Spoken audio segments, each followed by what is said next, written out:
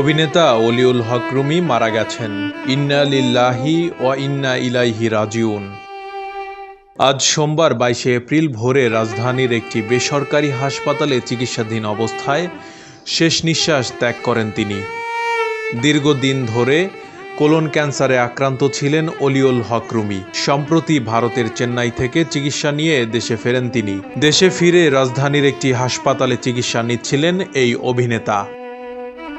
অভিনেতা জিয়াউল অপূর্ব নিজের verified Facebook পেজে রুমির মৃত্যুর বিষয়টি নিশ্চিত করেছেন।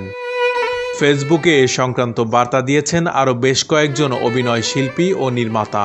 অভিনয়ে 3 দশকের বেশি সময় পার করেছেন রুমি। দীর্ঘ এ পথ চলায় অভিনয় করেছেন অসংখ্য নাটক ও সিনেমায়। অভিনয় নৈপুণ্য দিয়ে দর্শকদের মুগ্ধ করে গেছেন। পর্দায় তার উপস্থিতি বাড়তি আনন্দ দিয়েছে দর্শকদের। 1998 সালে রুমির অভিনয়ের শুরু থিয়েটার বেইলি রোডের এখনো কৃতদাস নাটকের মধ্য দিয়ে।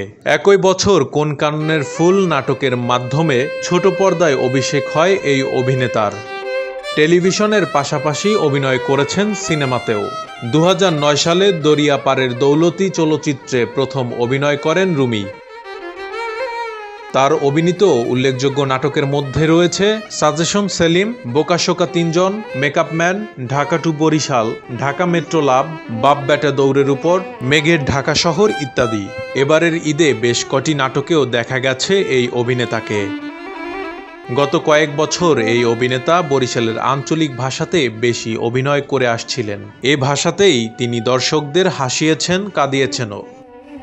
চলচ্চিত্রেও অভিনয় করেছেন। বর্তমানে তার অভিনীত বকুলপুর নামের একটি জনপ্রিয় ধারাবাহিক নাটক দীপ্ত টিভিতে প্রচার হচ্ছে। বরগুনায় জন্ম রুমির। তার বাবা বীর মুক্তিযোদ্ধা আজিজুল হক, মা হামিদা হক। 3 ভাই ও 3 বোনের মধ্যে সবার ছোট ছিলেন রুমি।